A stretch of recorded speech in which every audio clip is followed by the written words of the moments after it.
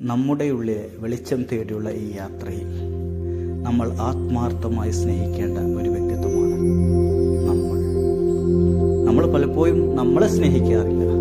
നമ്മുടെ ചുറ്റുമുള്ള സുഹൃത്തുക്കൾ, ഭാര്യ, മക്കൾ, കുടുംബക്കാർ, മറ്റ് സൗഹൃദങ്ങൾ എല്ലാവരെയും നമ്മൾ ആത്മാർത്ഥമായി സ്നേഹിക്കുകയും അവർക്ക് വേണ്ടത് വാരിക്കോരി കൊടുക്കുകയും ചെയ്യും.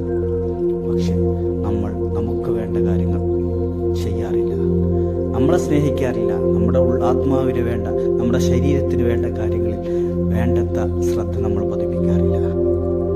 നമ്മളെ സുഹൃത്തിനെ ആത്മാർത്ഥമായി സ്നേഹിക്കുമ്പോൾ അവൻ നമ്മളെ ആത്മാർത്ഥമായ സ്നേഹം ഉൾക്കൊള്ളുകയും നമുക്ക് വേണ്ട കാര്യങ്ങൾ അവൻ ചെയ്തു തരികയും ചെയ്യും.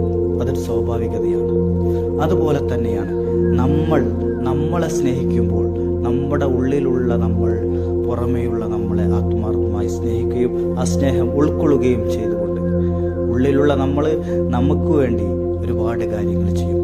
നമ്മുടെ ഉള്ളിൽ ഒരുപാട് കഴിവുകളുണ്ട്. ആ കഴിവുകൾ പുറത്തേക്ക് വരും. നമ്മൾ സ്നേഹിക്കണം. അത് എങ്ങനെ നമ്മളെ സ്നേഹിക്കുമെന്ന് ചോദിച്ചാൽ, നമ്മുടെ ശരീരത്തിനും നമ്മളുടെ മനസ്സിനും ആവശ്യമായ കാര്യങ്ങൾ ചെയ്യുക. ശരീരത്തിന് നല്ല ഭക്ഷണം നൽകുക, നല്ല വ്യായാമം നൽകുക, നല്ല ഉറക്കം നൽകുക. നമ്മളെ ശരീരത്തെ നമ്മൾ ഒരിക്കലും പീഡിപ്പിക്കാൻ പാടില്ല. അതിനു വേണ്ട കാര്യങ്ങൾ, ആവശ്യത്തിനുള്ള ഉറക്കം, ആവശ്യത്തിനുള്ള ഭക്ഷണം, ആവശ്യത്തിനുള്ള വ്യായാമങ്ങൾ തുടങ്ങിയ കാര്യങ്ങൾ ചെയ്യുക.